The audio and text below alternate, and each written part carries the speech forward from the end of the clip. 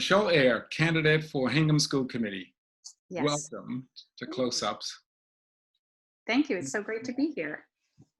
You're one of 3 candidates standing for election this year to the school committee. Correct. Let's first start with who you are, where you're from, where'd you grow up? Sure. All right. A simple question, but I have a little bit of a complicated answer.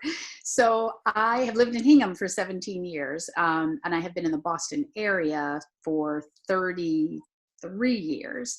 But growing up, my family moved around a lot. So I lived in 13 states across the United States growing up, primarily in the Northeast. But so so my little joke is when I'm out at an event or maybe at a conference and I'll meet someone and say, "Oh, I'm from New Jersey." And then 10 minutes later, someone will say, "Oh, I'm from California. I'm from California." And at one point people look at me and say, "Wait, you just said you were from New Jersey." I'm like, I was from both places. So when I say where I'm from, I graduated from high school in Connecticut, a town called Ridgefield, Connecticut, which is very similar to Hingham. Family? Family. I am married to Andy Ayer. Folks around town call him Mayor Andy, his little nickname. And then I have 2 boys, Evan, who is a graduate this spring. He graduated from the Hart School in Hartford, Connecticut with a degree in acting. Congratulations. Thank you. And then we have another son, Ethan, who is a second year, just finished his second year at NYU in New York City. So, but he's been home since March, like everyone. Let's talk about when you first entered public service and what were some of the influences that brought you to consider entering public service? So it was actually my son, Ethan, who inspired me to run for school committee. During the kids' younger year, well, all their years in school, I was a really active volunteer at their schools. I love being in schools. I loved helping the classroom. I liked helping with the PTO events, field trips, anything they needed help with. I was so willing to help. I thought it was important not only for my kids to see me in their schools, but even as they got older, just to give back and help the teachers and the staff. Help. They do so much for our students. So I thought the least I can do is chaperone a field trip a couple of times a year, or organize the physics Olympics or help with the prom. And I always really enjoyed it. So in 2016, my son was entering his senior year in high school, and I started wondering what I was going to do with all that volunteer time I had been devoting to other things at the schools. So, and then the 2016 election came, and I was lamenting how we needed more women in political office. And so my son said, "Well, Mom, if you want to change something, why don't you run for something?" And so he threw the gauntlet down, and I thought, well, where could I put my skills to best use? And I thought between my business experience and my experience working in the schools, school committee might be a good place to start. So I ran for election in 2017, and I was really honored to win the election and get one of the 2 seats at that time. What do you see are the short-term challenges for Hingham Public Schools? So I just got off a call for the Recovery Response Advisory Committee. So the really short-term challenge that we have is, what is school going to look like in the fall? And it's such a daunting task, because at this moment in time, on almost the middle of June, with school reopening, in just 2.5 months, we don't even know what school's going to look like. We don't know if students are going to be able to come back at all, if they're going to be able to come back in stages. There are so many contingencies we have to prepare for. I'm really glad to be included in the advisory committee that's helping put this all together. There are some really good plans being put into place, and I think we have thought of every contingency that might happen. But that's definitely a challenge, from the technology to the remote instruction. I don't know if folks saw, but there was a piece today in the Wall Street Journal, and it said the grades are in on remote learning. It failed. So it's tough to teach children online. It's not the way it's supposed to be. In this new norm, Mm-hmm. what are some things that you hope the school system will hold on to, will try to maintain in some form or fashion, that you see as near and dear? That is such a great question. I think about that a lot actually, because I know that what makes a school is the connection with the community. People coming into the schools, seeing the plays, hearing the band concerts, listening to the chorus recitals, going to the sporting events, coming in and volunteering.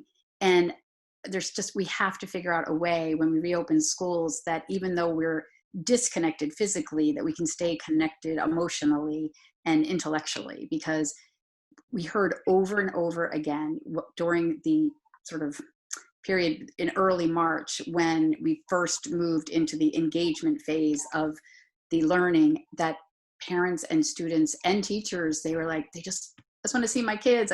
My kid wants to see my teacher. They want to see their friends. So we have to figure out a way to make those connections continue to happen, even if we're not physically together. Can you identify 3 big things that you want the voters to know about what you stand for as a school committee candidate? So I'm a firm believer in public education. I think that it is paramount to a democracy to have a public education system that is accessible to all students. And 3 of the things that I stand for, particularly with the Hingham Public Schools, is that we provide a high quality education to our Hingham students and our Metco students who belong to this district. I believe that we need to have equity in our schools. And equity doesn't mean equal. It doesn't mean everyone gets the exact same thing. It means everyone gets the tools and the resources that they need to achieve student success. And I think what we really need is to identify what student achievement means to individual students, right? In this town, 94% of the students go off to a 4-year college, but that's not the path for everyone, and it doesn't have to be the path for everyone. So I think that we need to focus our efforts on also figuring out what exactly does achievement mean for each individual student. Final thoughts. Mm-hmm. What would you like to say before we conclude? I feel like I have a lot to say, especially in these challenging times. You've got plenty of time, so Okay. you have at it. All right. So I would like to say first that I understand and appreciate how incredibly challenging the past couple of months have been for our families, for our students, and for our faculty and staff. No one gets into public education to sit behind a computer and talk to people online, right? And kids didn't sign up to go to school to be taught online and to not see their friends. And parents certainly did not sign up to be trying to help teach their children while they're also doing their jobs and taking care of other children. It just wasn't the way it was meant to be. But I want to thank everyone in this community who really stood up to help us navigate through this really incredibly challenging time. We had a brand new superintendent. I mean, if the man had ever realized that he was walking into a new district during a pandemic, I'm not sure he would have, I don't think anyone would have wanted to be a new superintendent this year. But he did it with compassion and he did it with grace. And our parents also replied in kind with compassion and grace. There was a lot of, there was a lot of angst, but people really did come together. We were so fortunate to have such a generous community.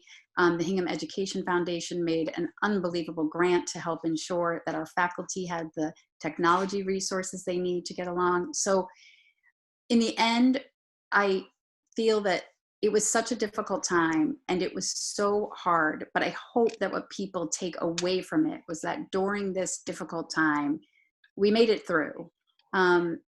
The kids are going to be okay. They're very resilient. They are missed incredibly much. I went to the schools the other day to drop off the pride flags to see them hoisted up on the schools for the first time.